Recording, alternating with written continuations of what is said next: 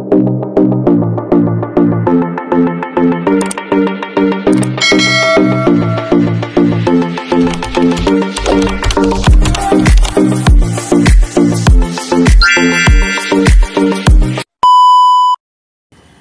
mo na bang hinahanap ay inyong soulmate at hanggang ngayon ay hindi nyo pa rin natatagpuan o hindi nyo pa rin nakikita ang isang tao, babae o lalaki na gusto ninyo na maging kabiyak, or matagal nyo nang hinahanap ang isang tao na gustong-gusto ninyo, or ang tipo ng isang tao na gusto ninyo makasama habang buhay. Hello mga guys, kumusta kayo? Panibagong araw, panibagong video na naman tayo. And sa araw na ito ay isa na namang video ang aking ituturo sa inyo na simpleng gabay o simpleng pamamaraan na makakatulong sa atin. At bago ang lahat, gusto ko lang mag-disclaimer sa mga taong hindi naniniwala at hindi gusto ang mga kagaya nitong video. Please skip this video and maghanap kayo ng videos na gustong-gusto nyo, dahil ang video na ito ay para lamang ito sa mga taong naniniwala and gusto mag-try. Sa lahat po ng mga nagko-comment po dito sa aking video dito sa loob ng aking channel, mag-iingat sa lahat ng mga nagre-reply sa inyo na dinadala kayo sa kanilang WhatsApp and imo upang makaiwas po tayo sa scam. Ngayon po, ikaw ba ay matagal nang naghintay sa inyong soulmate at hanggang ngayon ay hindi nyo pa rin nakikita yung isang tipo ng babae or isang tipo ng lalaki na gustong-gusto ninyo?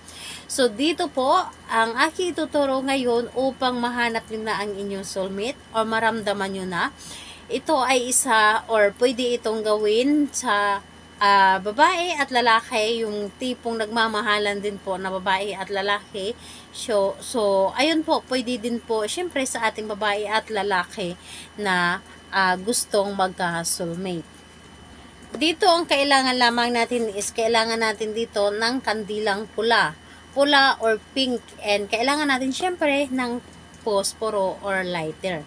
Ngayon, kapag ready na yung ating gagamitin, siguraduhin mo lamang sa iyong sarili na gustong-gusto mo itong gawin, at alam mo sa iyong sarili na gusto mong makita ang inyong soulmate at naniniwala ka sa mga ganitong pamahiin, at kailangan na mag-isa ka lamang nagagawa nito at wala pong dapat na nakakaalam syempre. Kapag ready na at okay ka na, pwede mo na itong simulan. Ang gagawin mo lamang dito, sindihan ang inyong kandila. Sindihan lamang ito, at ang apoy ng kandila ay titigan mo lamang ito ng husto. Titigan mo ito ng husto, i-visualize ninyo kung gaano, or i-visualize ninyo ang tipo ng tao na gusto ninyo. Halimbawa, gwapo, maganda, gwapo, matangkad, masipag, mapagmahal, lahat na yung gusto ninyo po.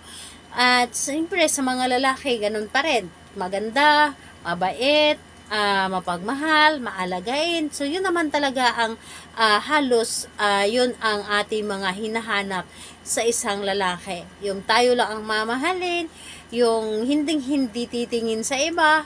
So yun po ang ating laging hinahanap. So ayun po, hilingin nyo lamang dito, i-visualize nyo lamang na sana ay magpakita na yung soulmate ninyo, sana matagpuan nyo na ang soulmate ninyo at gusto nyo nang makasama, hilingin nyo lamang dito. Kailangan na nanggagaling sa ating puso mismo ang ating mga kahilingan, dahil ito ay tutuparin ng universe.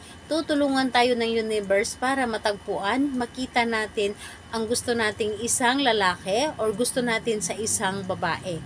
So, ayun po, hilingin nyo lamang dito, at kailangan na naniniwala ka at positive yung isip mo na matagpuan mo siya. So, ayun po, gawin nyo lamang ito na walang pag-anlilangan, yung walang dalawang isip na gagawin ninyo ito dahil gusto ninyong makita, gusto na ninyong makasama yung hinahanap ninyo. So, ayun, gawin lamang ito sa araw ng Tuesday and Friday, or di kaya full moon. Merong sinag na buwan. Gabi po dapat natin itong gawin. Huwag natin ito gawin sa araw. Gabi po dapat. And ang natiring kandila, itago nyo lamang, dahil magagamit pa ang kandilang ito sa may paggagamitan ng kandila na gamit na.